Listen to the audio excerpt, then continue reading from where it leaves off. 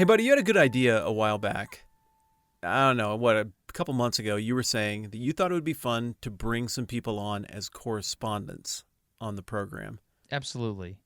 Yeah. Lay out again what you mean by that. Yeah, you've watched like The Daily Show, for example, where you've got the main anchor part of the show, meaning not specifically the host, but like the show itself. But you have these other people that operate outside of the local sphere that is, the show, if that makes any sense. Yeah, that's where Colbert and Steve Carell got their start.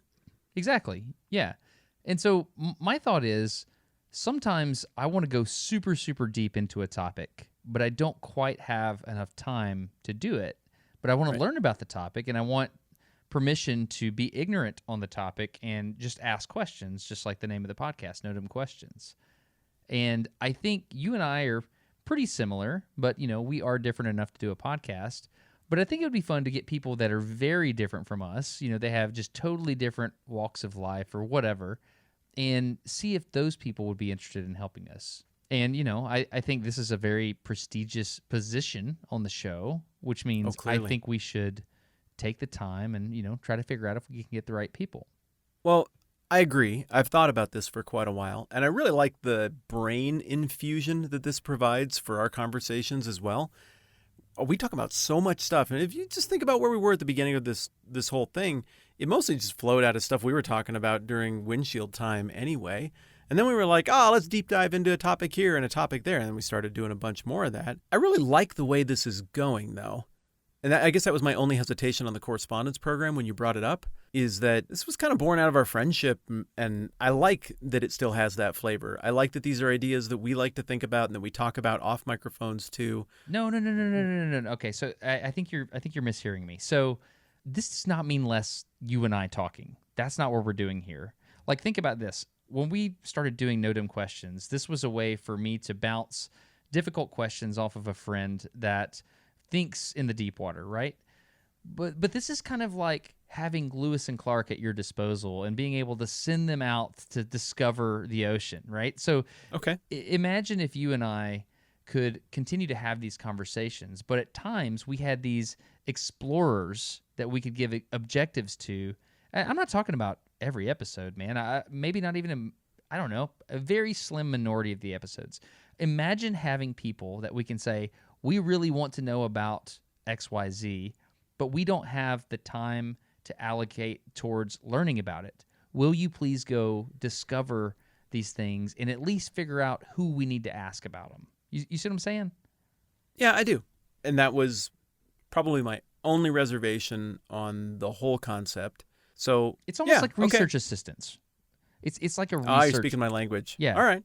That's kind of what I'm thinking here. Okay. I am a go on the correspondent program. Okay, awesome. So this is what I think we should do. I think we should create a Craigslist ad and just see who we get.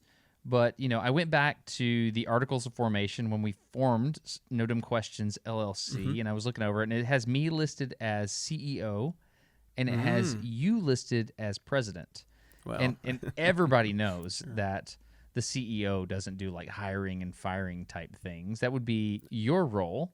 And so I only think it's fair if you write questions and you supervise the hiring process, and we'll just see what happens on the Craigslist ad. Okay. I feel like it would be right for me to disclose to you in advance that if you are asking me to write interview questions, that they are going to be horrible. What do you mean? I think we're going to learn more about the candidates if the interview questions are atrocious. And so I would like your permission to write the worst interview questions I can think of. I don't really understand the play here. What's the deal? I feel like we're going to get a better sense of who these people are if we ask them questions that will surprise them than if we ask them the boring, normal job interview questions. But we actually want to know who they are and like what they do and what they like and like how they really see the world. The first few questions will be predictable then. They'll be your normal job interview questions. Tell me about yourself. How do you feel your past experiences have prepared you for this job? What are your strengths and weaknesses? The stuff that you know you're going to get asked every time you go in for an interview. Okay, got it. So let's do that. But to be clear, what do you see these correspondents doing? how do we employ this new tactical asset that we have that are these other brains that are helping us?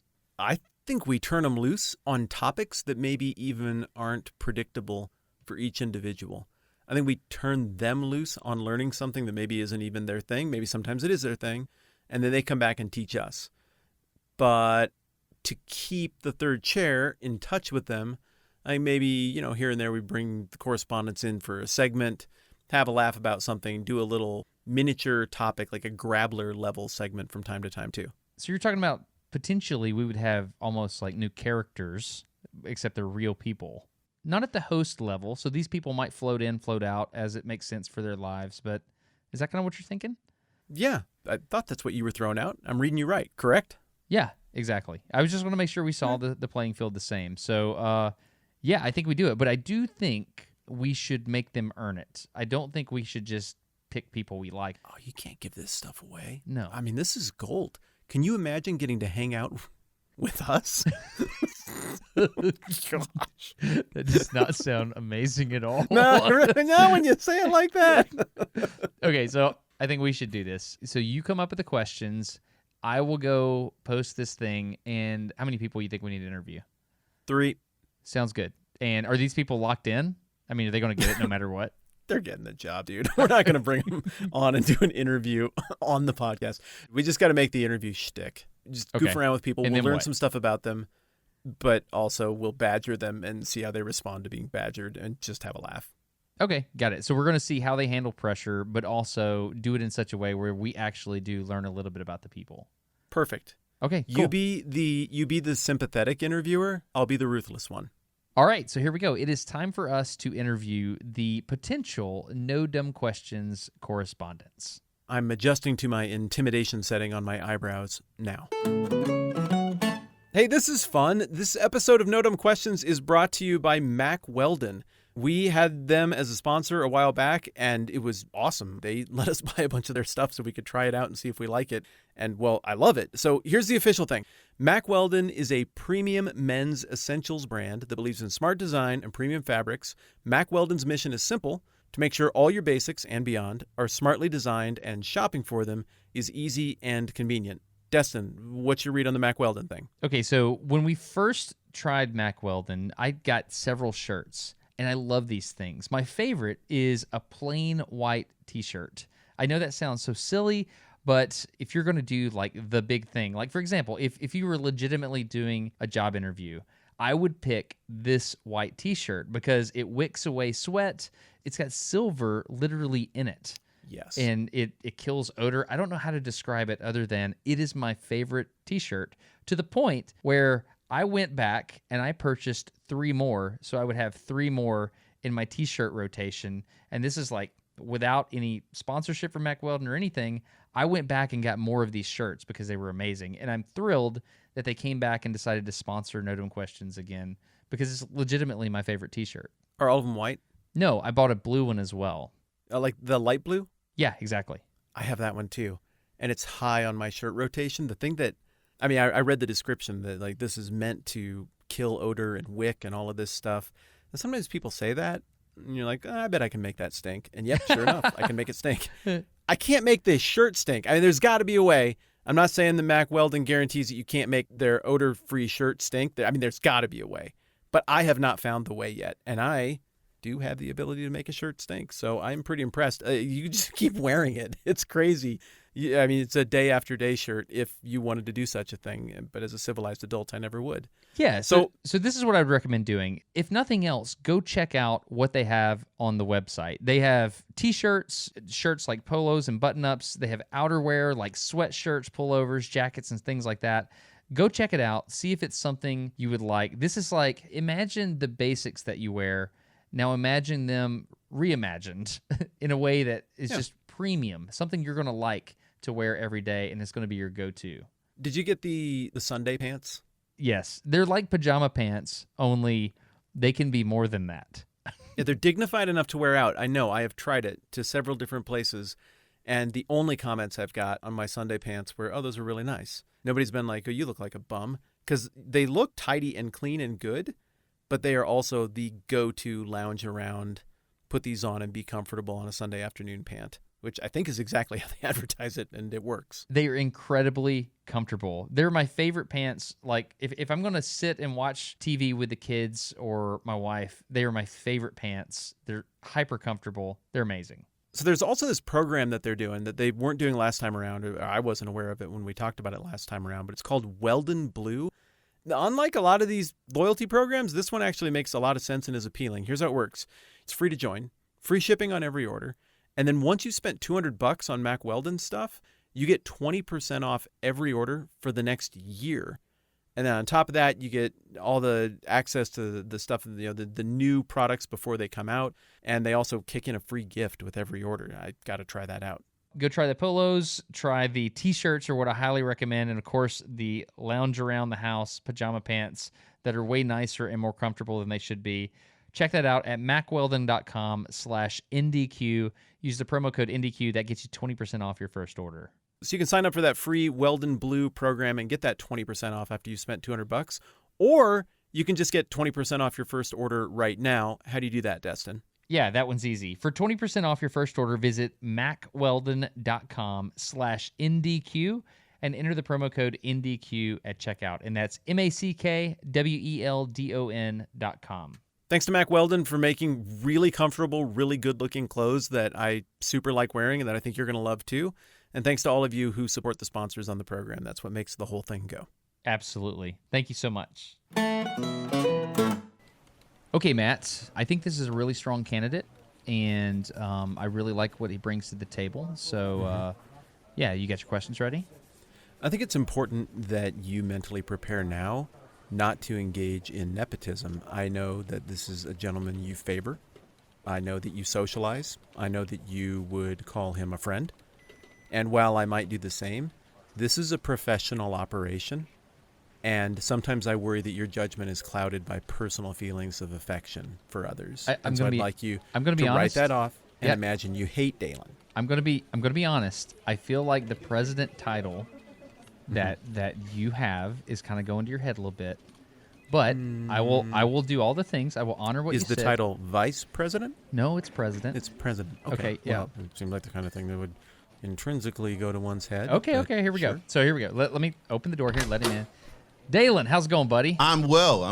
How are you, Destin? Doing well. Come on in. Great. Have a seat. Okay, so here's the deal, Dalen. So as you know, No Dumb Questions, you've been here before. You kind of know how it works around here. So again, you're interviewing for the position of a correspondent that we would use here on the podcast. And we've got some questions because, this isn't a shoe-in kind of thing. You have to earn the position. Sure, obviously. definitely. Yeah, a lot of responses, a lot of people interviewing for this. Right. So, yeah, Matt, do you want to say anything before we get going here? Mr. Woodall, thank you for taking the time to meet with us today and for giving us your forthright answers to the following questions. Thank you, Mr. Whitman, for the privilege to talk with you and Destin and everyone here at No Dumb Questions HQ.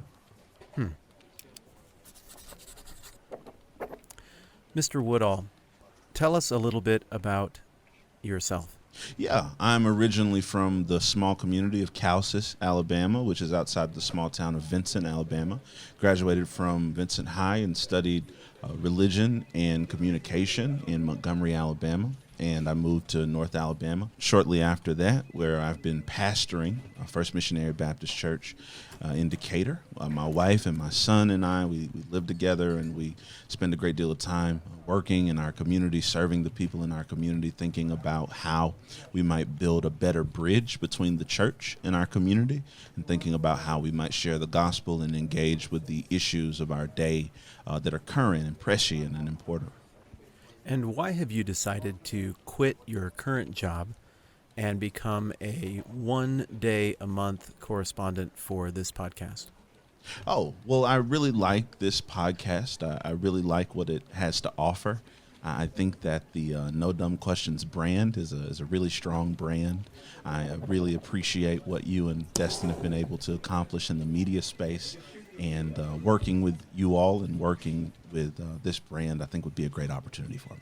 Dalen, 1 second. Forgive me. We're gonna. I'm gonna put you on mute for just a second. I need to have a quick sidebar with Matt. 1 second. I told you he is perfect. He's all in already. Look, I'm continue to maintain my opinion that your personal feelings are somehow affecting your thought process on this, but I'll admit his initial responses have been exemplary. Okay, cool. Let's get back to. Okay, sorry about that, Mr. Woodall. Okay, so a quick question here. How do you feel your past experiences have prepared you for this position? The education that I've gotten, the experience that I've had preaching and teaching and serving as a pastor, getting to know the people in the community, learning about all of the issues that are pertinent and that present themselves in their lives, issues of public policy, issues of politics, issues of culture and history. I think all of those things work together to make me a good applicant for this position, as well as the fact that I enjoy learning new things and meeting new people. And I think that well of experience and those personal skills make me a good candidate. Mr. Woodall, what would you say are your biggest strengths and weaknesses? And your answers cannot include physical strength, nor working too hard and being too dedicated to your job. I would definitely say my biggest strengths are my desire to learn new things, to meet new people. My biggest weaknesses, I would say, are mushrooms. Really have a hard time with mushrooms. Mushrooms and olives, both mushrooms and olives, really give me a lot of trouble.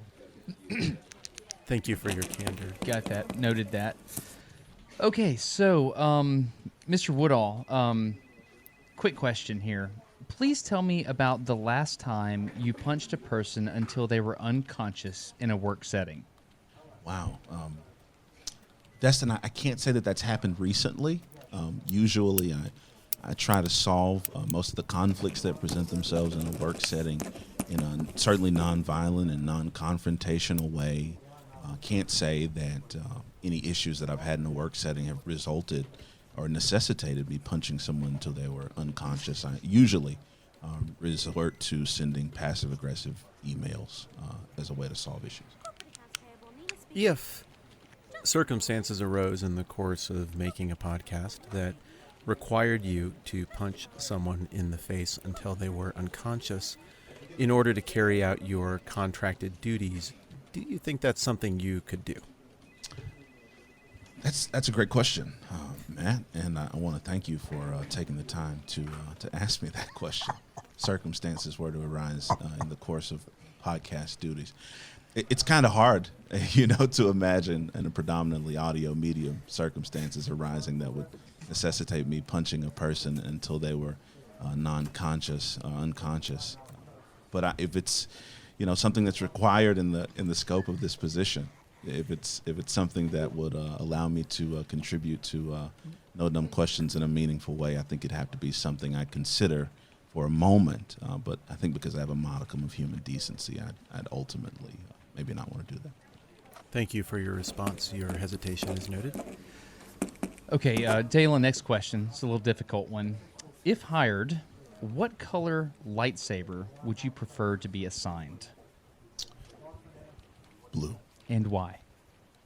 I'd like a blue lightsaber, predominantly because I really enjoy the contrast of a peaceful and serene blue cutting through, cauterizing someone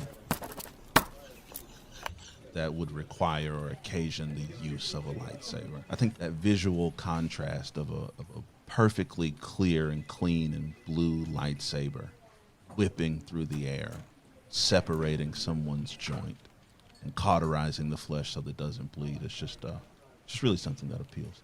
Okay, so one second, Mr. Woodall. I've got to take this call. I'll put you on hold for just a second. No problem. Matt, he even made cutting someone apart with a lightsaber feel like poetry.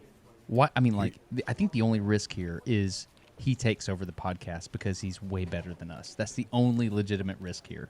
I still have a few reservations I'd like to probe a bit more deeply with some questions that get closer to the heart of the issues and the duties that would be performed, though I have to admit I'm pleased in the early going with Mr. Woodall's responses. I'd encourage you again to do your best to remain neutral through the entire interview process. He's better than us. Let's resume the interview and see how he handles a little bit of time in the pressure cooker. Oh, I see what you're saying. Okay. Okay, sorry about that, Mr. Woodall. Well, we're back. Matt, I believe it's your turn to ask a question.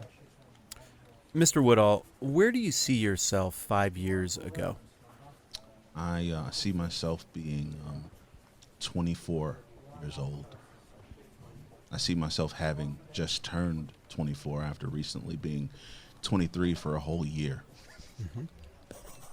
That's where I see myself 5 years ago. Thank you, Mr. Woodall. And could you describe your dream job without using the words dolphin, marine, trainer, or biology? My dream job would be a job where I could have a positive impact on the community. It would be a job where I could work in service to the church and in service to the gospel. It would be a job where I could connect people in the community, local and extended, to the issues that are relevant and current to them, and serve as a resource of education and information. That'd be a dream job. Do you now, or have you at any time, worked with dolphins? No, I can't recall working with dolphins. Porpoises, but not dolphins. Not the same. Not the same. Okay, Mr. Woodall, a simple question here. Why is there suffering? You know, Destin, I think there are a range of thoughts concerning why there's suffering. I think some of our philosophical friends would argue that suffering is the stuff of human life.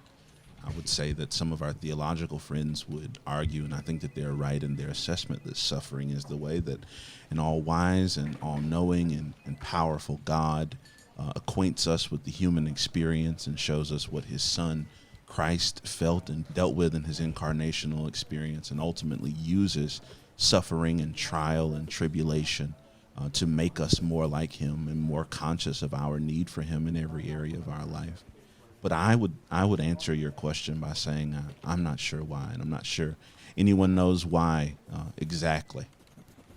In follow-up to that question, if you had to ingest an entire live house cat on television, what name would you least want it to have?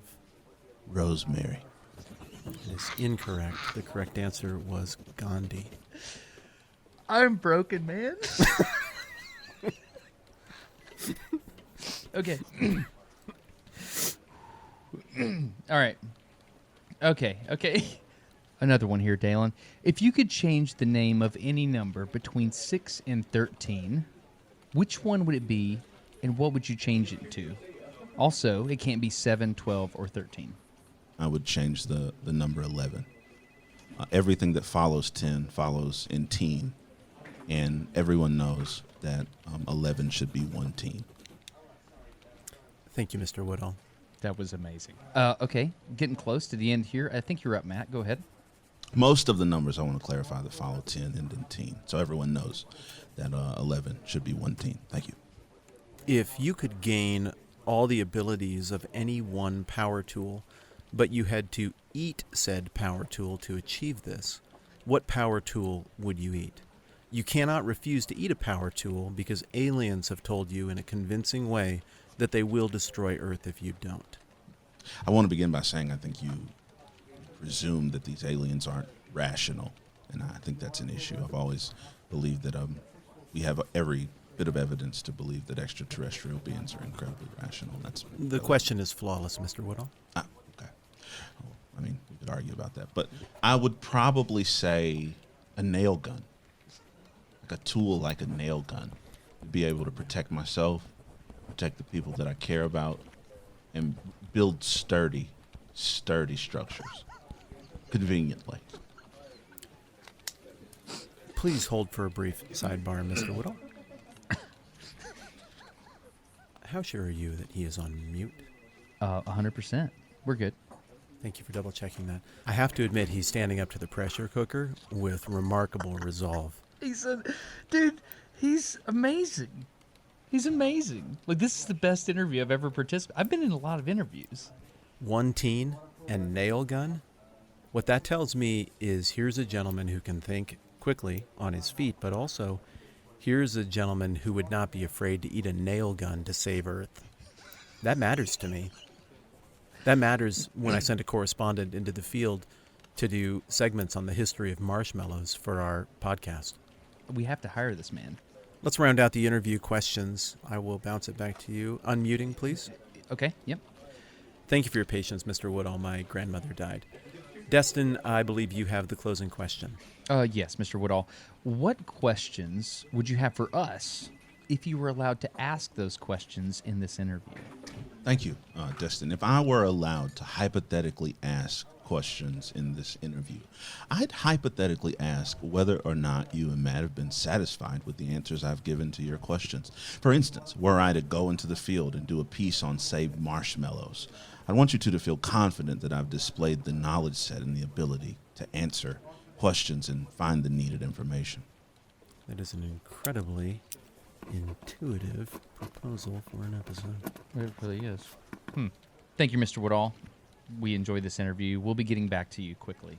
Thank you both. Thank you for your time and the seriousness with which you addressed these issues, Mr. Woodall. Thank you. It's been a pleasure. All right. Yes. Thank you for joining us, Amy. So Matt, this is Amy Lutz. She is our Lutz or Lutz? Lutz. It is Lutz. You got it right the first time. Okay. Got Thank it. you for that. It's kind of aggressive, don't you think, Matt? Okay. Anyway, so here's the deal. Amy, we've compiled a list of questions here. We've already interviewed a couple of people before you here, and we're just going to go through normal interview format. I'm sure you know you've done this 1,000 times. Matt here, Absolutely. our president at No Dumb Questions, has assembled these questions, and we're just going to go through, and I may ask a couple, but for the most part, Matt's got the reins here. So are you ready? Do you have any questions before we begin? I am ready to go. Okay. Thank you all right. so much for your time here, Amy. Let me begin by just giving you the opportunity to tell us a little bit about yourself. That's a great question. So I currently live in St. Louis, Missouri. I went to undergrad at St. Louis University, grad school at the University of Missouri, St. Louis. Worked around politics for a few years before going back to school. And I'd like to say I'm a historian of sorts. You know, I don't know when I can actually claim that title, that moniker, but I've done a lot of writing and work in the history field, and that's what I hope to keep doing. Yeah. So question, Amy, before we move on to the next real question, what are your degrees in? So obviously you're very accomplished academically. What did you study and at what university? So I studied history for all of my degrees at St. Louis University. I got a bachelor's in history, and at the University of Missouri, St. Louis, I got a master's degree in history. And on what subject did you write your dissertation? I wrote my thesis on Amelia Earhart and the historical memory of how people remember her disappearance. Oh, interesting. Interesting. That sounds unknowable. That's amazing. Okay, so next question we have here. So, Amy, what's your proudest achievement? That's a great question. I have a lot of them, so let me just go through the list in my head. Very confident with herself. Okay, yeah, go ahead. It's always a good sign. So, as cliche as it sounds, completing my master's degree was something I was very proud of, not just simply because it is an accomplishment in and of itself, but because I left school for 5 years. I was out of school. I wasn't writing a lot. I wasn't researching a lot. I was doing other things. And transitioning back to that was a process of being graded again, of having to write and do assignments. And so not only am I proud of accomplishing it, but of really getting back into the rhythm and feeling like I did pretty good job at it. Interesting. So not a quitter, I would say, Matt. Not a quitter? Yeah? I'd like to think not. That's pretty good. Okay, yeah. Amy, at this time in the interview, I'm going to put you on mute for just a moment and consult with my partner about how things are going thus far. Excuse us for just a second. Sounds Yep. good. Okay. Yeah, what You're do you being think? way too soft on her. What do you mean? She's getting comfortable. She's She is. already acting like she owns the place. You got to keep the pressure on in a job interview, or people, they get the wrong impression. But I like you're her. You're smiling. You're laughing. She's There's nice. a degree of friendliness and collegiality, and I don't like any of it. Everybody likes Amelia Earhart. She studied Amelia Earhart. Look, I'm not saying the answers aren't excellent. I'm saying your demeanor sets a bad precedent. She's got to feel like she earned it. So what do I need to do? Just like Be turn it up? meaner. Meaner. Okay. Okay, Let's I got it. Try it Got again. it. I can do that. You're up. Meaner. Okay. Okay, let me Are you gonna unmute unmute this. Yeah, okay. And Amy, we're back. Thank you so much for your patience. No problem. Yeah, so I guess what I would say at this point, I don't know if I can do this. Okay, so Amy, Off balance. okay, how do you think your past experiences have prepared you for this position? That's a great question. So when I was younger, I did have an internship at a radio station. For a few years, I actually did have a podcast of my own. That was several years ago. But the other side, I think I do come with some very unique experiences and research interests that I think are interesting to hear about. You know, I like to study things that I feel like are understudied, to be honest, and I hope to bring those to a wider audience. Interesting. Can I, one more second, Amy, I'm going to have to put you on mute. 1 second. Okay, here we go. Thank you so much for your patience. Dude, she's perfect. Like Okay. she wants to study If things she that aren't knows studied. that, then she develops some kind of swagger. If she's perfect and she figures that out because of your demeanor, not mine, your lack of a poker face, Yeah. then she comes in, she does all this excellent work and quality research, and people are like, oh, that's great. And then what purpose do we have? Hit her with the next one. She won't. She won't. Just so you know, she says all my questions are excellent. She says that was an excellent question. I wrote literally every one of these questions. I know. Okay, so anyway, let's go. Yeah, okay, Amy. Yeah. Sorry about that. Thank No you so worries. much for your patience. My grandma died. Okay. What? What are your biggest strengths and weaknesses? My greatest strengths are, you know, I'm very hardworking. I know that that's very cliche to say, but I feel like I'm capable of sticking with projects to the end. You know, writing long papers and doing big projects take a while and takes endurance and takes, you know, just pushing through it.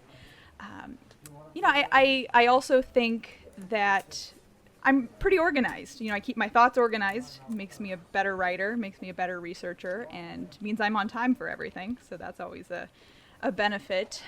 Now, weaknesses are a difficult question. I sometimes lean a little bit into perfectionism and sometimes focus too much on little details and, you know, kind of miss the big picture. And so it's something that I've had to train myself out of taking a step back and looking at projects from multiple different perspectives, of hearing other people's perspectives, and just kind of acknowledging that that's a weakness of mine and it's something that I have to watch out for.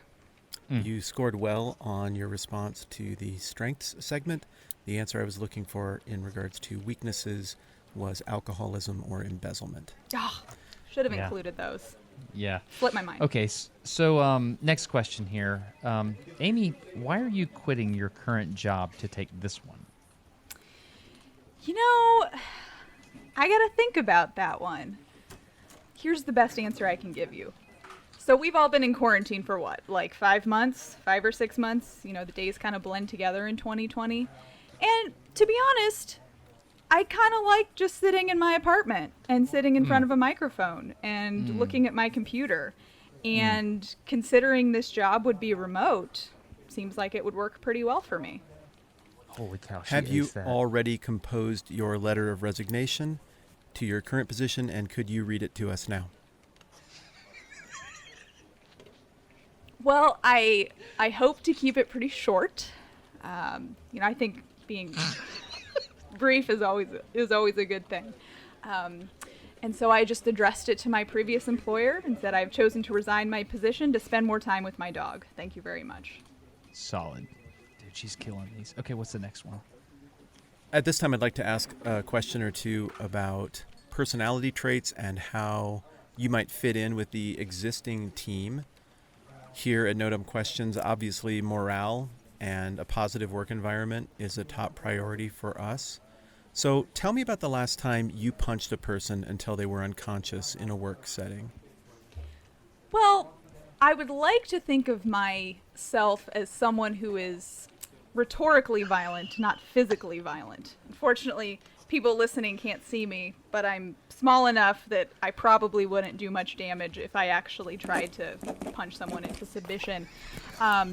And I grew up in high school doing debates and speaking competitions, so I got a lot of argumentative experience and extemporaneous experience under my belt.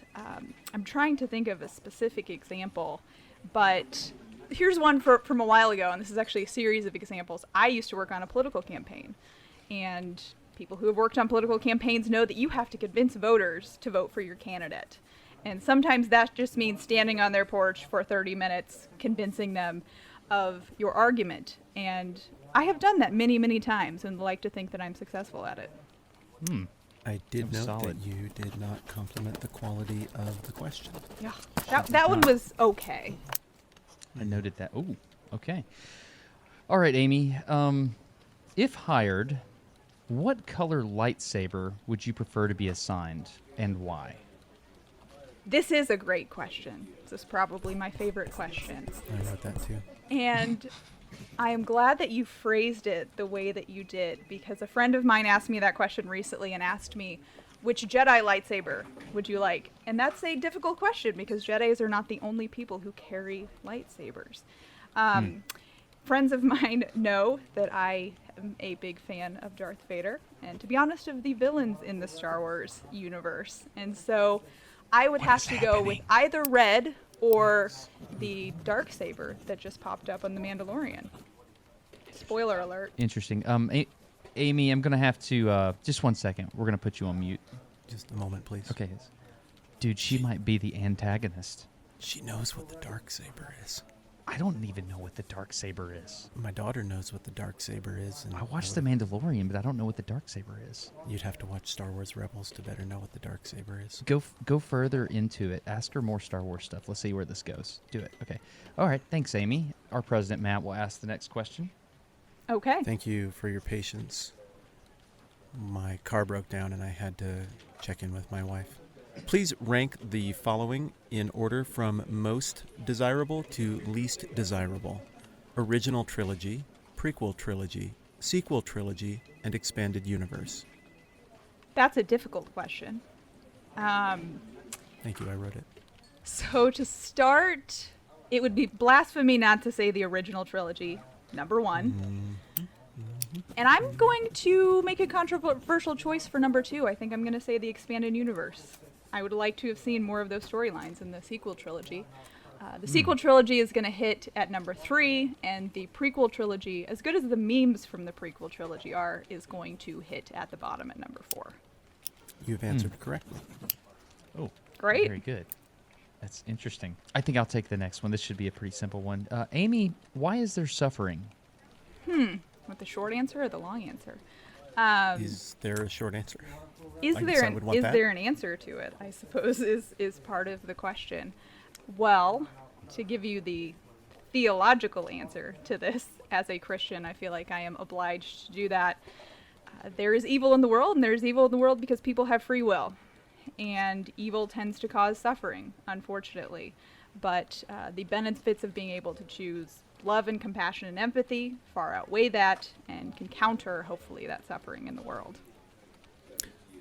Which of the following are you most like and why?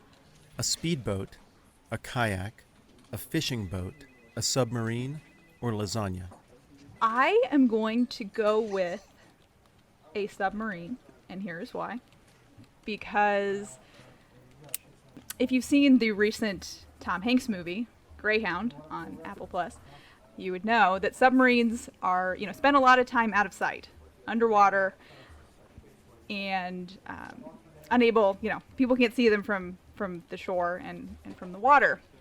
And I've spent a lot of my career behind the scenes, doing event planning and doing social media work and allowing other people to kind of take the spotlight in some cases. But I can be just as effective under the water as other people can be on top of the water. Dude, that was solid. Destin, I'll remind you to maintain decorum. I'm sorry. I'm just reading the question. It's very difficult for me to say this. It's not professional, and it's off-putting to the candidate. Ms. Okay. Lutz, I'm sorry you had to hear that. Please forgive me. I Amy. understand. Last question from me. If you had to ingest an entire live house cat on television, what name would you least want it to have? Well, if I have no choice but to ingest an entire You live don't. house cat, what I least wanted to have. Oh, my parents are going to laugh at this, but my parents have had a cat for 16 years, and his name is Patrick. And I love that cat. So let's just say I would not like it to be Patrick. That's incorrect. The correct response was Muhammad. We are not allowed to ask you your age because of HIPAA regulations. On an unrelated note, name 5 Avengers. Iron Man, Thor, Black Widow, the Hulk, Spider-Man technically counts. On a further unrelated note, name as many Spice Girls as possible. Baby Spice, Scary Spice, Sporty Spice, Posh Spice? I think I'm going to be stuck at 4. Noble showing. On an unrelated note, name 2 actors from The Breakfast Club. Audrey Hepburn. Mickey Rooney. On a further unrelated note, who was the male lead in Saturday Night Fever? John Travolta. On a further unrelated note, name 5 Flintstones characters. Fred, Wilma, Bam Bam, Barney, Betty.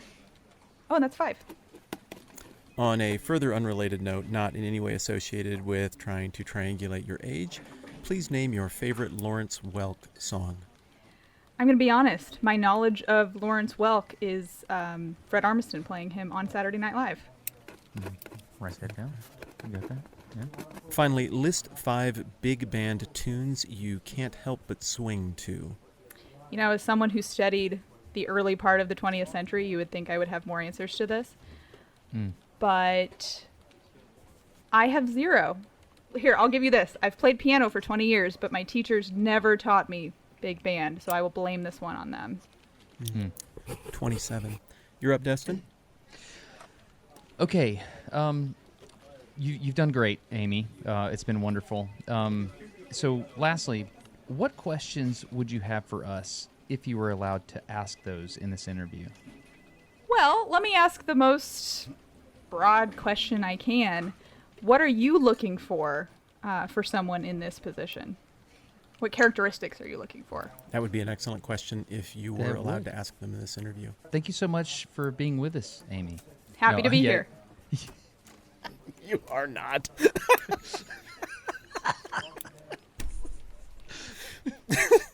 That's pretty good. Yeah, go ahead. Okay, I understand my mistake. You said the Breakfast Club, and for some reason I thought breakfast at Tiffany's. Yes, you did, and I did not call you on it. I didn't do anything about it. I just let it roll. I'm so mad. I could say Molly Ringwald. Ali Sheedy. That's pretty good. Yeah, I got 2 of them. You're doing well. I hate myself so much. You shouldn't. You handled that so well. You realize I'm going to think about the Breakfast Club question for the rest of my life. Oh, it's not like the entire internet won't be thinking about it too. Well, now that I mention it. All right, Matt. This next guy is, well, you know him. He's been on the podcast before, but I mean, you kind of know why we have to interview him based on what the HR people said. Did you get that memo? I did, yeah. And initially, I obviously had huge hesitations about Lee Renna, given his last performance when we had him on to talk about his former life as a Marine. But then I received a call from the podcast's biggest donor, Count Leon von Carmichael, and he notified me that his nephew, Lee, would indeed be getting the job, and I just immediately felt better about hiring him. Do we have big donors? I thought it was just patrons that have been... Just the Count von Carmichael. It's all offshore, so you might... I know you don't look at those accounts as closely as I do. I do not, no. But, no. Yeah, Okay. when the Count von Carmichael calls, you hire whoever he says, and I think Lee is a great candidate. Okay, sounds good. All right, let me get the door here. All right. Hey, Lee, how's it going, man? Doing all right? Doing good. How are you? Doing well. I don't know if you kind of know the deal here. This is for the position of a... You ever watch Daily Show? Mm-hmm. Okay, you've got these correspondents that go do things like that. It's kind of like that. That's kind of what's going on here. So anyway, just have a seat. Here you go. And Okay. so, as you know, this is our president, Matt Whitman, here at No Dumb Questions. Hi, Lee. It's headquarters. great to have you here. Matt, how are you? Spectacular. Thank you. And please greet your Uncle von Carmichael for me again. Classic. He's in Nantucket right now. Okay, sounds good. All right, so Naturally. Blimping, I assume. yeah, so we'll just do it this way. I guess let's just just 1 second. So this is basically like a formality. Is that what you're saying, Matt? Like this doesn't even matter. Yeah, HR requires us to do this. We have to have these answers on record, and the answers have to be good. Okay. Obviously, they're not aware of the backdoor conversations we've had, but they don't need to be any the wiser. So this interview needs to look legitimate. Just please do what you need to do. Okay, sounds good. All right, so Lee, we're just going to start off with some interview questions here. So Matt, why don't you take it away? Fantastic. Mr. Renna, please tell us a little bit about yourself. Name's Lee Renna, born and raised in Detroit, Michigan. Got a beautiful wife, 4 amazing kids, 3 boys and a girl. I served in the Marine Corps for 4 years from 2003 to 2007 and moved down to Alabama about a year after I got out and now work in the defense contracting industry. Got it. All right, sounds very good. Okay, so just a couple simple questions here. What is your proudest achievement? My family. Go on. Again, I've said it before on the last podcast. A lot of people have an idea of what they want to do when they grow up. I did not. I just knew that I wanted a wife and children, and I got that, and they are amazing.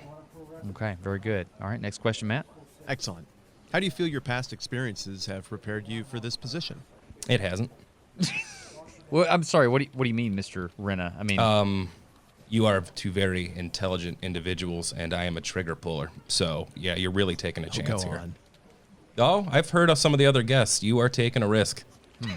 okay. So I think he's on to us, Matt. All right. So next question here, Mr. Renna, why are you quitting your current job to take this one? I'm not. I'm going to play both sides of the fence, and we're going to see how this works. Excuse us for just a moment, Mr. Yeah. Renna. Quick sidebar here. Yep. What? I mean, did he Under not? normal circumstances, that would be grounds for terminating the interview right there. But Yes. We want people who are 100% dedicated to this and will do literally nothing else with their time, including tending to personal needs like hygiene. Yes. And so I'm troubled at the idea that we're going to have only part of Lee's brain, but the Count von Carmichael made it very clear that this hiring was to happen.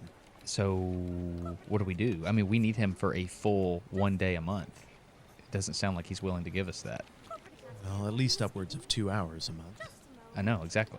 Are you willing to forfeit the bricks of solid gold that the program gets mailed twice monthly by Count von Carmichael for a more dedicated Lee, or do we just roll with this?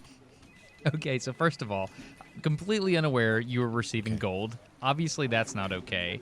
However, I kind of feel like we have to keep rolling with this. This is kind of a weird social situation. All right, so, okay, Mr. Renna, next question here. If hired, what color lightsaber would you prefer to be assigned?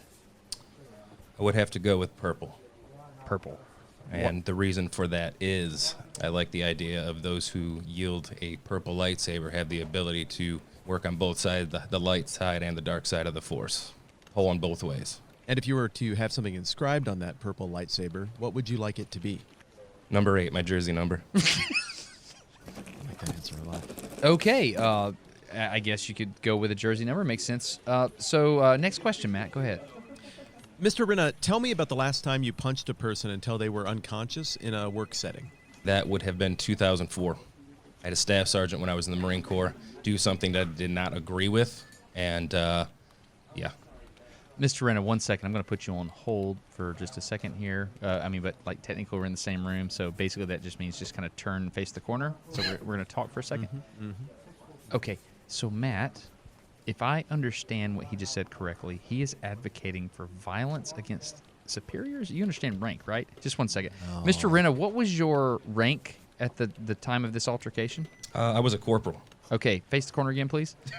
Matt, he punched out a superior. I got a solid gold ink pen from his uncle. I feel at this point I would accept some slight punching in the workplace to keep the faucet of solid gold ink pens turned on. Okay, sorry about that sidebar. Okay, Is that we're going to back. keep happening? Just don't even worry. Excuse me, Mr. Renna. I had to respond to an urgent text. My grandma died. Follow-up question to what you just threw out.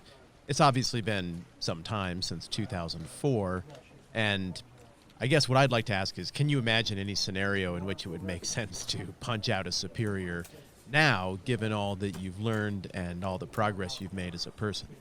Oh, I think there's always grounds to punch someone in the face given the circumstance.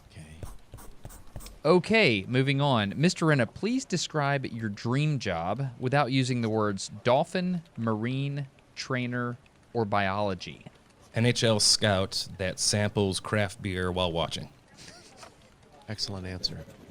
Mr. Renna, in order of quality, please rank the following: the Star Wars prequels, the sequels, the originals, or the expanded universe.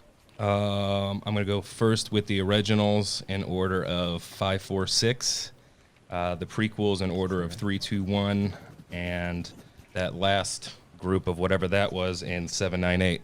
Wow. I gotta admit, I wasn't expecting such a detailed answer on that. Okay, Mr. Renna, follow on to that. Why is there suffering? I think suffering ultimately leads to joy, so maybe for joy reasons. Thank you, Mr. Renna. And in obvious follow-up to that, and I am sorry I have to ask this question, but HR does require it. If you had to have one orifice permanently sewn shut, which orifice would you want it to be? A lot of people would probably say my mouth, but I'm going to go with my ears. Thank you for that, Mr. Renna. That's pretty solid, Okay, Lee, next question. If you had 2 time travel tokens, what would you spend them on? I'd want to go back and see the first hockey game. That'd be one. Resurrection and... Wow, guys, I don't know. I'm sorry, you only get to use 2 time travel tokens. Oh, well, I just used to. Yeah, you used to. And, okay, so first hockey game played and the resurrection. The first hockey game, do you remember who played in that? It was a bunch of farmers in Montreal. Incorrect. It was the Atlantic City child labor exploiters versus the New York City nicotineers. I'm sorry, that slipped my mind. I forgot. Thank you. The correct answer was that you would use your 3rd time travel token to witness the birth of Richard Simmons. Well, I went with 2. We're going to go with that. Sorry about that. Okay, So good. Next question, Matt. If you could choose from anyone, living or dead, what celebrity would you most like to mention right now? Gordie Howe, greatest hockey player ever lived, and if any of you mutants in the 3rd chair have anything to say about that, saying Gretzky's the greatest, you and I can talk about it. You are only being allowed to threaten the audience because of your relational connections. 1 second, another sidebar, Mr. Renna. He's threatening the audience now. What do we do? You know, I don't like it.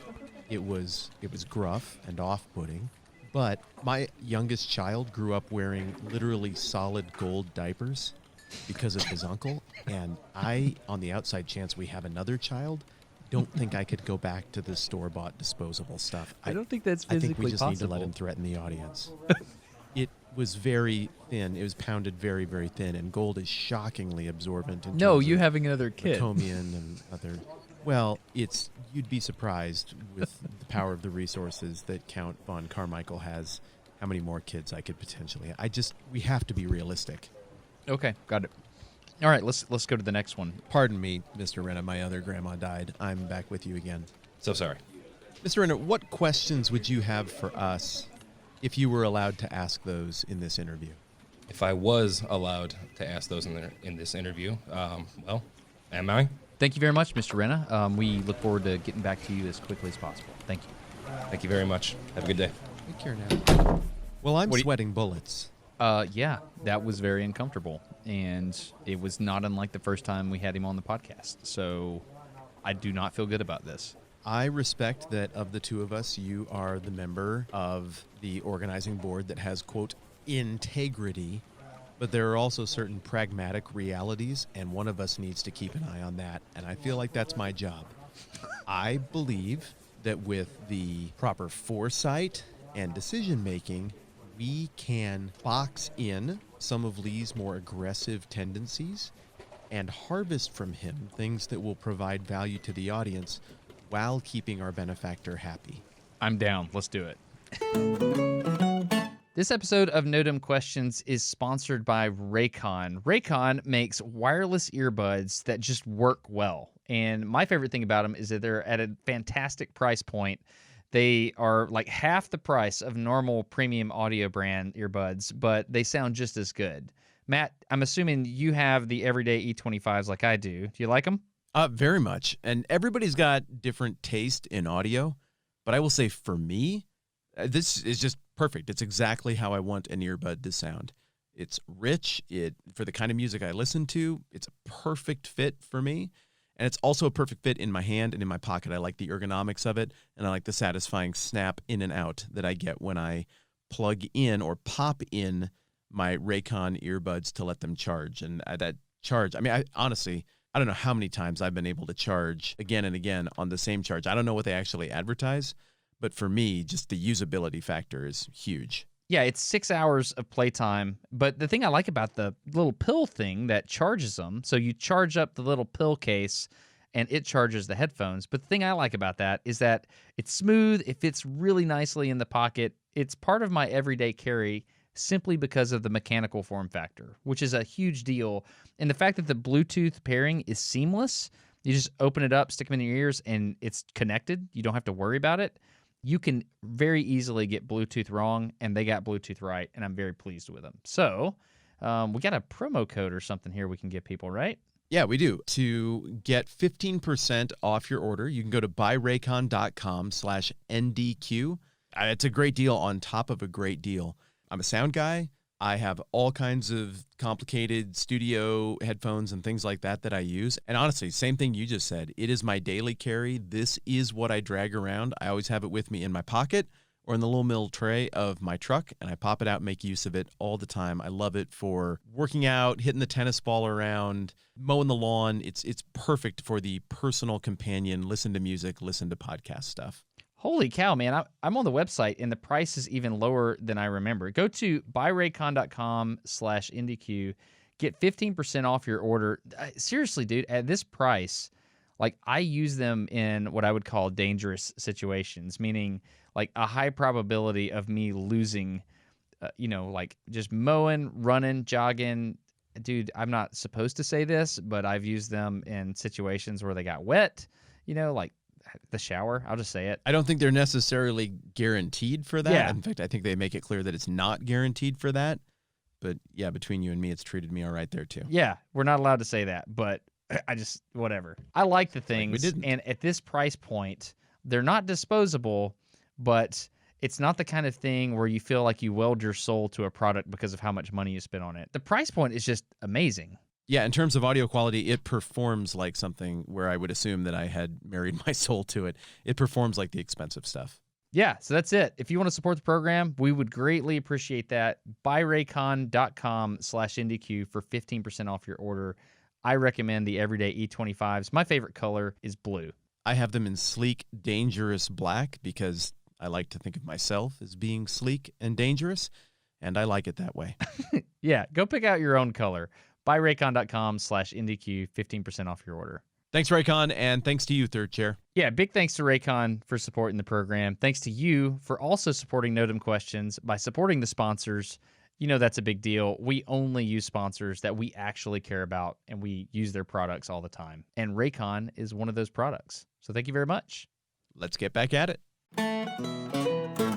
What do you think, buddy? I thought they did great.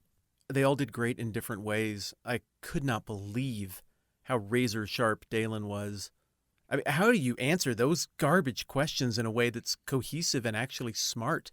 But he did. I think at one point he presented the gospel to you, and I don't know if that was the question that had Persuading the people nail to gun. sign up for Christianity in response to my sarcastic trash question. Yeah, that did happen. He's an impressive guy, and I'm looking forward to just being friends with Dalen on the podcast like we are. So I'm excited about that. What'd you think about Amy? I was impressed. She's smart. She's well educated. She's hungry to learn more things. She's obviously hyper competent and not intimidated by our stupid little shtick. Every tennis ball we hit at her, she just hit back. And I don't know, she told us things. She had great social sense in terms of when it was time to really answer the question and reveal a little bit about who she is and what she's up to, and also when to just goof around and make fun of my dumb questions. Yeah, what I thought was so interesting about Amy is she had very, very thoughtful answers, like the questions about prequels and things like that. She had thought that out. She apparently really likes Star Wars, the answer on the lightsaber was fascinating. I did not see when I just look at her on the internet and look at, her website and all that kind of stuff, I don't think Darth Vader. In fact, it's the opposite of Darth Vader, which tells me there's a little bit of edge there. Yeah, I like that, though. And I liked that she didn't go with Kylo Ren, because then you also get the red lightsaber, but the whole point of his red lightsaber is it's unhinged and it's barely under control, whereas Darth Vader is like calculation, and I just liked it.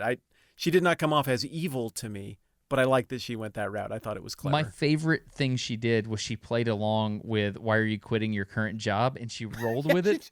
She's not quitting her job. She's not quitting her job, but she figured out I don't know. She just like served that right back to you so fast. It was, I don't know. Mm-hmm. I'm impressed. Me too. What'd you think of hanging out with Lee? Oh, Lee's awesome. I have fun with Lee. Lee clearly knows his role.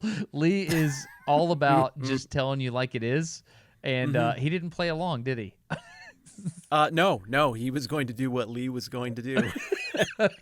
I didn't really have a way to adjust on the fly, so we just went. I didn't know what to do. Lee is a very deep thinker, and the fact that he is so willing to say exactly what he thinks in any moment, he just doesn't have fear of saying the wrong thing like I do, if I'm honest. Yeah, I think it'll be refreshing, and I think it'll be fun because he's somebody who can put us off balance, and I think that could be a really good thing with the Correspondents program is we're going to learn better if we're not always on the most secure footing. And Lee does a good job of making you do a double take and question what on earth you're doing or saying, and he'll make it fun, and I think he'll bring really interesting stuff. I agree. Okay, so what if we do this? What if we bring him back on and we just kind of debrief with each of them, see what they're thinking, and just see where we land on all this stuff? Yeah, but can we not give them lame titles? If we call them all correspondent, and now we're joined by our correspondent, Amy, it's just bland. Let's think about what we appreciated from the interviews, and let's workshop a cool correspondent title for each of them. With them. Do it with them. With them. That's what I'm saying. Mm-hmm. Yeah, let's do it. Okay, who's up? Let's reach Let's out just to go in Dalen. the same order. Yep. Yeah, we'll start with Dalen. Dalen, you are a champ, buddy. Thank you for enduring whatever the heck that was that we just did to you. Oh, you guys are a great time. It was a lot of fun. Dude, seriously, you are phenomenal, and you played along like far better than I knew a person could play along. Frankly, I was just kind of tried to. I thought you tried to just roll off the blocks and be like, I don't know, what do you do with that kind of idiot question there? Is that good enough? But you said like things that were insightful and thought provoking. I'm asking you about power tools that you're gonna eat. I got uncomfortable at one moment because I was like, wow, Dalen legitimately is far better of a person than we are. It was incredible. No way. I had a lot of fun. I was really trying to figure like, how do I answer these questions and keep having a good time? Like, how do I just not throw up my hands and go, power tool? Really? So I think, Dalen, you'll be happy to know that Matt and I discussed this, bringing you on to be like a correspondent or whatever we're going to call this.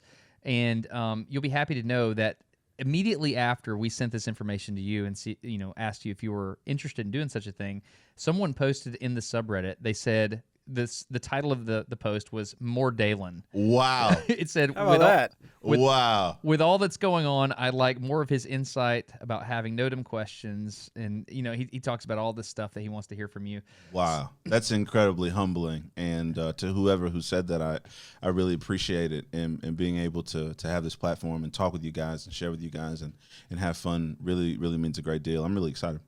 I guess my question to you is, what would you like this to look like? We sent you the little thing, our proposal, and it's like sometimes we'd like you to just straight up teach us a topic. Yeah. Other times we'd like you to like give us some insight into a single segment, and then other times we just want to check in with you. And yeah. I think what you described there is very much what I'm interested in. I think that we all come from different contexts with different backgrounds. I think we all have a different way of seeing the world, and I think we all bring different facts to the table. You and I have talked, and Matt and I have talked about just some of the things that I'm interested in. The cultural figures, both known and unknown, both prominent and improminent. The bits of sort of cultural history, I think that can kind of get lost in shuffle, but are ultimately, really important, that kind of act like the mortar between the bricks. So I'm interested in kind of sharing my perspective. I'm interested in dialoguing with you guys about the people and the places that maybe you don't know about or maybe haven't heard about that are really common in my world or from my perspective, and learning about the people and the places and the events that are common and normative in your perspective that maybe I don't know a lot about, and actually kind of sharing and exchanging and interchanging ideas. That's one of the things that I'm really excited about. Brilliant. Are you up for the occasional weird thing, like, say, marshmallows? Yeah, for sure. I mean, I could go for learning about a marshmallow. Who doesn't enjoy a marshmallow? I think that's what's fun about this whole correspondent thing is obvious. Well, that's just the rhythm of the podcast that we do here. Some of these episodes, we just happen to get into stuff that's kind of deep water and makes us think at least about life and big picture things. Yeah, and some of the times we screw around and do stuff like we did in those interviews. Well, the thing that I like the most about this podcast is it's very organically reminiscent of conversations between friends where, you share, what I found out today? You know what I learned about today? I had a conversation with a friend today about Wagyu beef, who knew nothing about Wagyu beef. And I was just saying, Wagyu beef is treated better than most people are,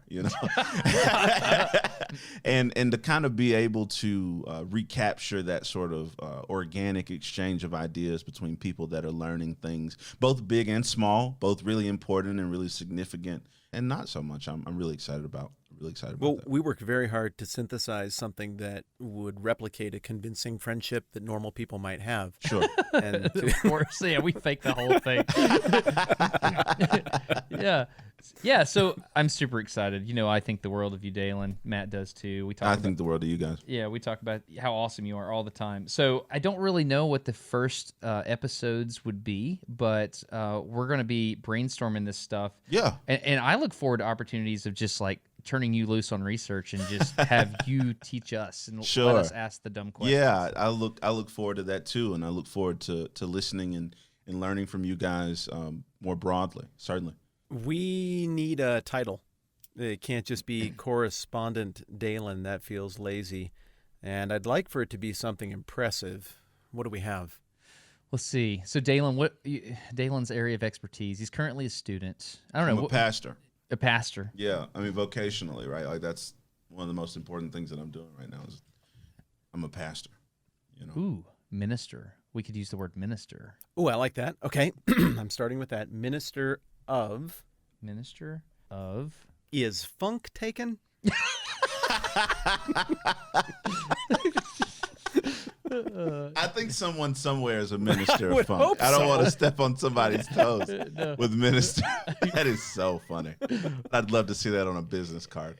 Oh, be careful what you ask. Yeah. So what area of expertise would you like to be the minister of for No Dumb Questions? The No Dumb Questions minister of Culture. Can we do that? Yeah. Is that fair? Is Yeah. that too broad? No. Done. nothing's I done. wrote it on this sheet of paper with a pen. It's ink. So, Sweet. That's awesome. And to be clear, Dalen, would you be cool with, if it worked out, reaching out to people, making the connections, not only with the books and the scholarly articles and things like that, but actually chasing down the people and learning the stories and all that kind of stuff? Definitely. Sweet. Yeah. Awesome.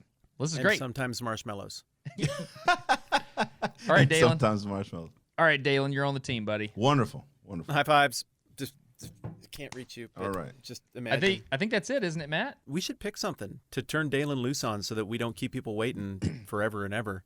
And we should do a September full length together if you think you can get it in. I know school is getting rolling for you. Yeah, so school starts in August. August 21 is school, but I'd love to do it. I mean, I kind of have some things that I'm interested in, but I'm interested in what you guys are interested in too. What I would like to do first time around here is something that's very instructive and informative, something you're very interested in, but something that kind of mixes up I think we've just tone. been really heavy Yeah. for 3-4 months. I mean, I guess my thing is, and Destin and I talked a little bit about this, Matt, like, I'm interested in so much freaking stuff, dude. Like, I mean, I've spent time over the past month learning about this ginger ale in South Carolina that I really want to try now. Like I said, the stuff that I'm interested in is it's all over the place. Love an episode on non-alcoholic folk beverages. I think I can do that. And I mean, That would be amazing. and there's I'm serious. like a I think whole it'd be wonderful. there's like a whole region like Cheerwine in the Carolinas that's popular, Grapeco and Buffalo Rock and Birmingham. And, I've actually wondered about ginger ale.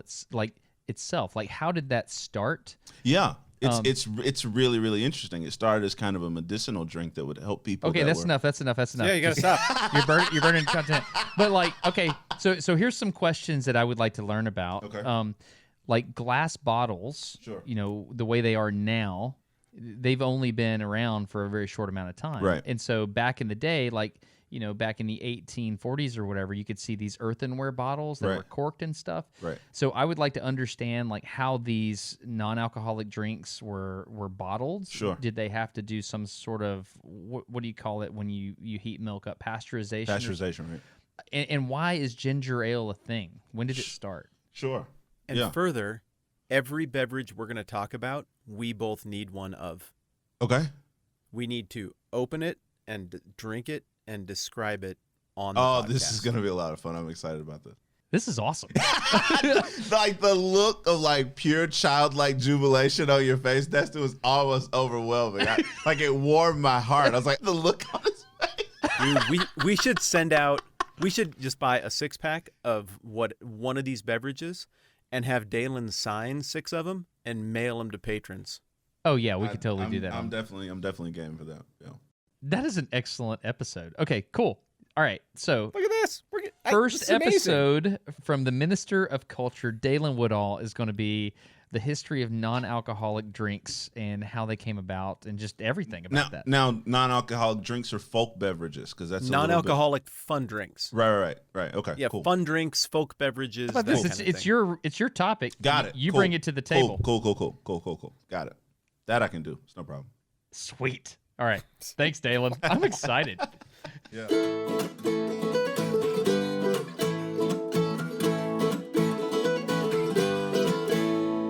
Amy, thank you so much. That was really fun. Thank you for playing along with us. Absolutely. You were really, really nice about that. Those questions were crap. Hey, I had a good time. Much.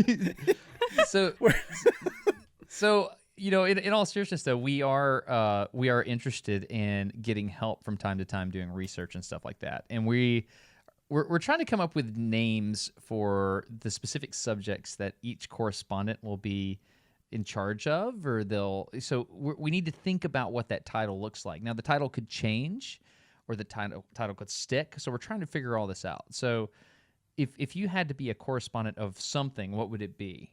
Like, what should we name it? You got any ideas, Matt? I want to hear what Amy thinks first. Yeah, But yes, yeah. I have some ideas. Well, I'd like to think it was something history related, of Well, you can't just say history. random 'Cause history. that's facts. everything that happened before right now. Yeah. You can't call everything that happened before right now. But Can let I? me- I mean, I kind of would like to though. Could you 20th century history? Pretty good at that. That'd be Sweet. interesting. Well, let me ask you this: would you be comfortable, in all seriousness, would you be comfortable with us saying, "Hey, we're researching this certain topic, whatever it may be, 20th century, maybe even before, and we need an expert. We need to find a person that's an expert." Would you be comfortable going and like doing the legwork to figure out who the person is? Maybe you even did an interview with them and you recorded it on your side or something like that. Would you be comfortable going and just doing it and bringing it back, or also would you be comfortable traveling if that's something that needed to happen and you chose to? Oh, absolutely. I would be happy to do all of that. Awesome. Well, yeah, I mean, a history degree, I mean, really, you're trained in how to think and research, right? Like, isn't that kind of the point, is that even if it's not immediately in a sub-discipline that you threw a lot of energy at, you're a professional question asker. In my opinion, it seems like that'd be an awesome way to have you jump in and contribute. I think it would be, and I think history also teaches you how to be an obsessive researcher, because when you're researching history, you have to read everything that has been written and said and published on a particular topic. So I've done quite a bit of that. Well, we'll have to defer to you on that. Destin and I hate the past and only live in the now. But It's probably to have healthier. somebody around here who thinks about what went on before would be useful. Yeah. So Amy Lutz, what are we thinking? Keeper of the past, Ooh, I like that. guardian No. of all things. Of records. Guardian of the Will. Guardian of Star Remembrance. Wars. I like guardian. That's a good word. Okay, we're starting with Guardian. Guardian. I've written Guardian. it down. So let it be written, so let it be done. What's next? Guardian of Memories. Oh, I like that. Ooh. Yes, Ooh. let's do that.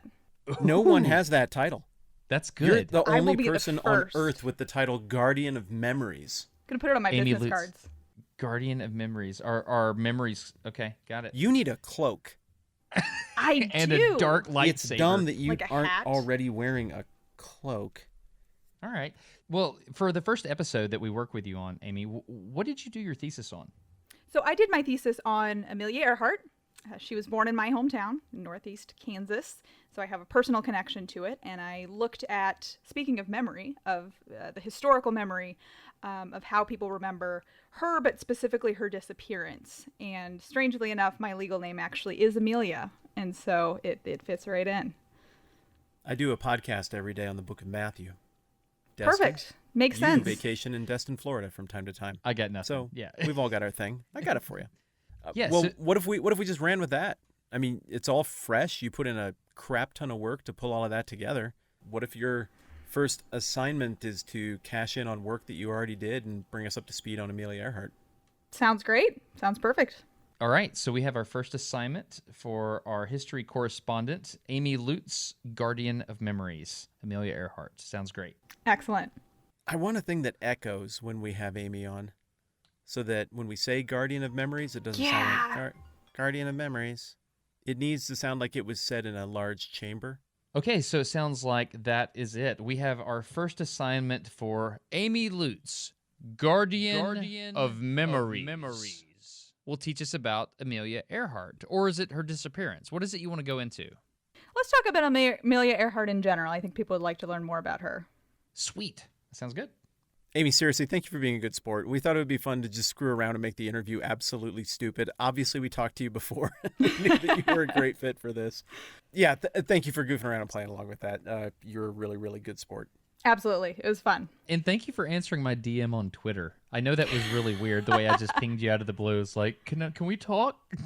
So He does that. I've seen you on Twitter for a long time. I really respect what you do at Amy Lutz for LUTZ. Yep. And so, yeah, I just really enjoy what you do. And thank you for jumping in on this stuff with us. Really appreciate it. Thanks. It was fun. And thanks in advance for guarding our memories. Absolutely. I will take that very seriously. Wonderful.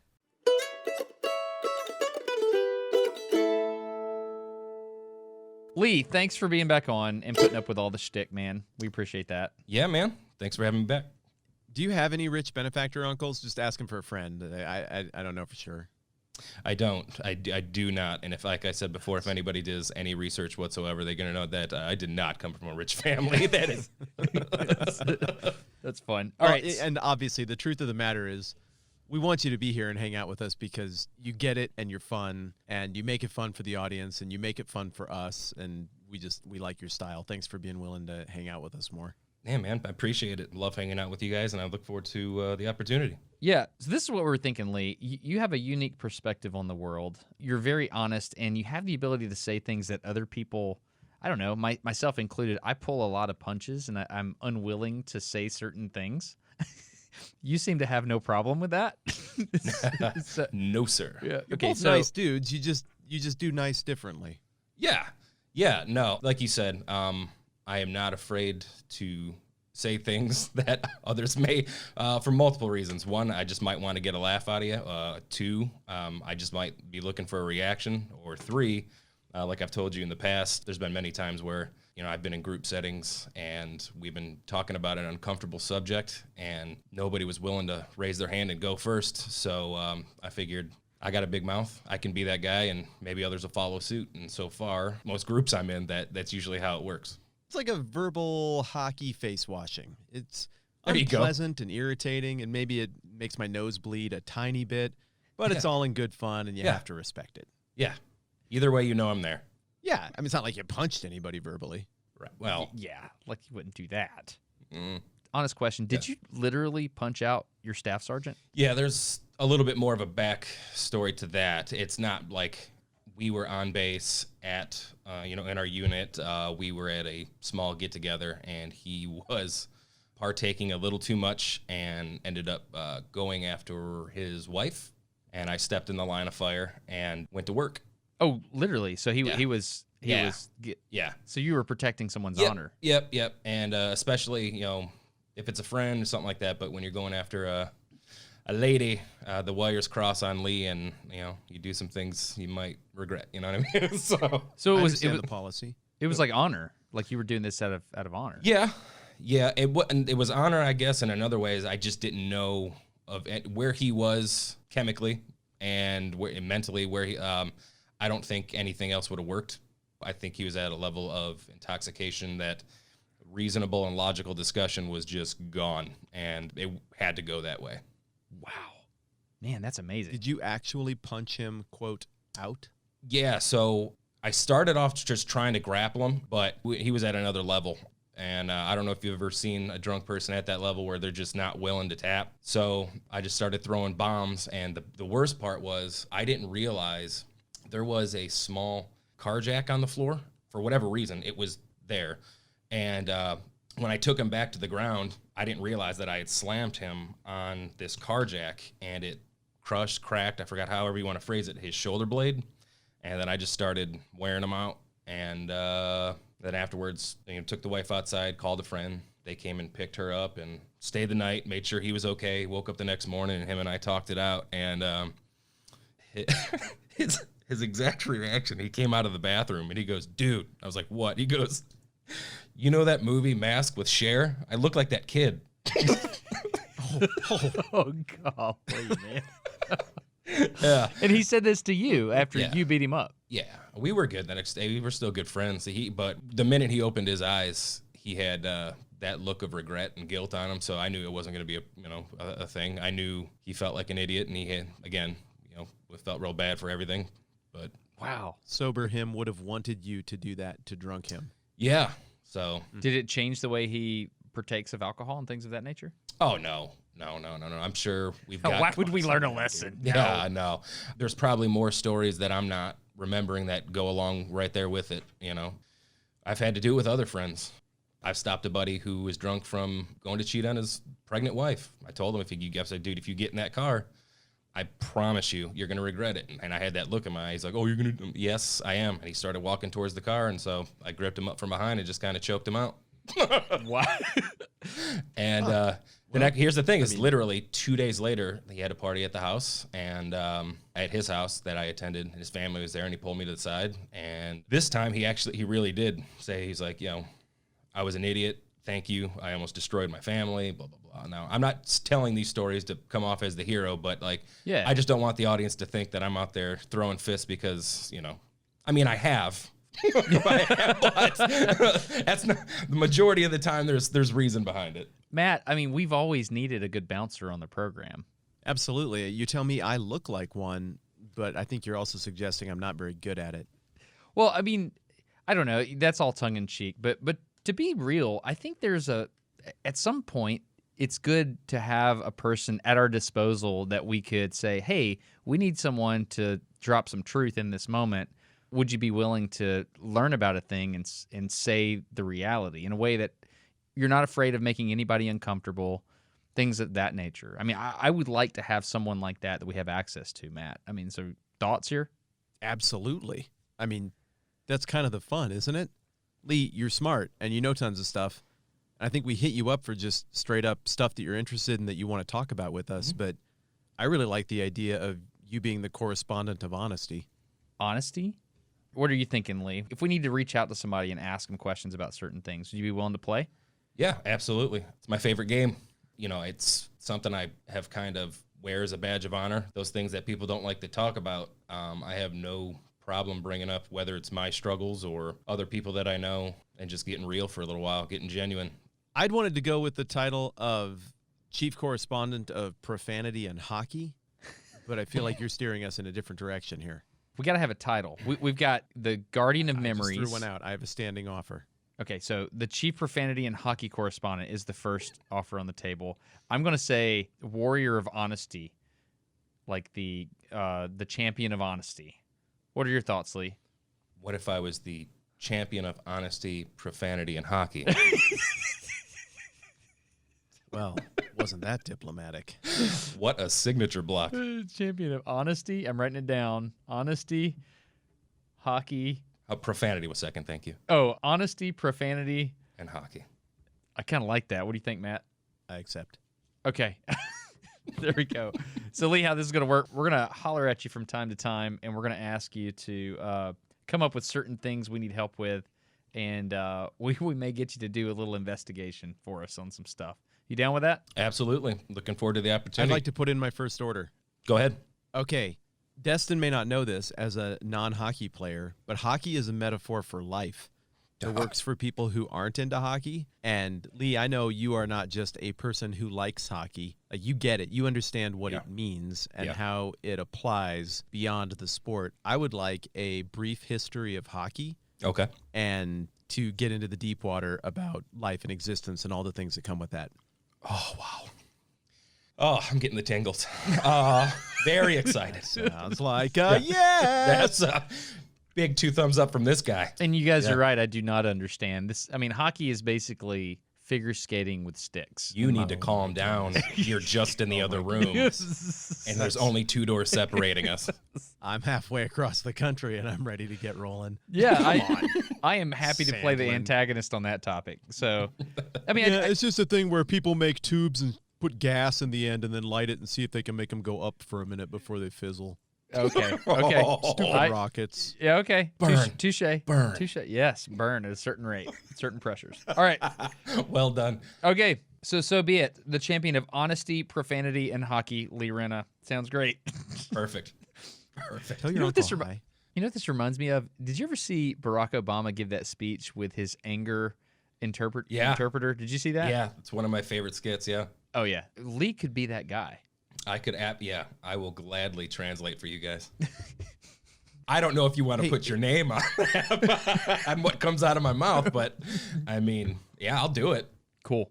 If you see your uncle, tell him thank you for the diamond-encrusted 22-volume New Testament commentary set he sent me. He promised that for me. All right.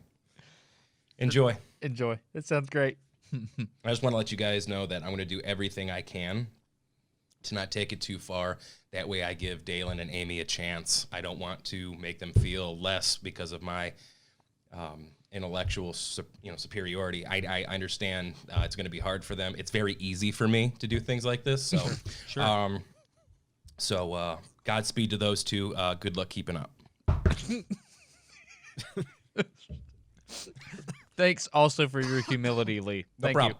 It's Also that. being humble is the favorite part. My favorite part about me. Yeah, part of being the champion of honesty is if it ain't bragging if it's true. Right. That's right. you. Looking forward to it, buddy. All right. Talk to you later. Later.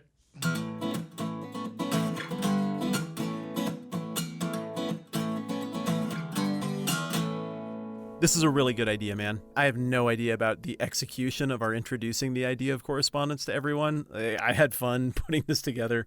I had fun having everybody on. It just seemed like a good idea to do this in one fell swoop, right? Like, here's everybody, here's what we're doing. But this doesn't mean, like, less us talking about things, right? No. The friendship is first and foremost here. I want to talk to you. I like your brain. I enjoy bouncing things off you. But that being said, I think this will frame things differently. For example, Amy literally did a master's thesis on Amelia Earhart, and she understands how to research things. And I think we have an opportunity to get really, really deep into topics that you and I might not have the time to invest in. Yeah, or just questions that wouldn't have occurred to us. I think that's what I like about it. I like the idea of putting 3 more processors from time to time on the question, or letting somebody else run wild with the research, because every time you research something, and you understand this, I mean, this is what you're doing right now with life. This is what you do with your YouTube channel. You got the 2 roads, the 2 paths that diverge in the yellow wood. And I'm predisposed to always pick one of those 2 roads based on whatever's interesting to me and what my experiences are. You bring 3 other people on, they might come to the same crossroad. And if they pick a different one at the first research crossroad, we're headed down a whole different story. We're doing a whole different thing than we would have done if it was me. And that's exciting to me. And I feel like one of the values of what we're going for here is thinking outside ourselves. And I like your idea because I think it helps us do that. I think it's fun, man. thanks for considering it, and I look forward to seeing what we can do with this. I think it's a new tool. It's like putting more arrows in our quiver, and we can fire them at different topics and maybe take down a few extra targets that we didn't realize we had the ability to go after. So I'm excited about working with these people to, I don't know, get more done. Yeah, and chase stuff down we might not have had an opportunity to otherwise. And I think they're funny and they're smart, and it'll be fun to have their personalities around from time to time as well. Absolutely. Sweet. Let's see what happens. All right, we have a correspondence program. Look what we just made. This is going to be fun.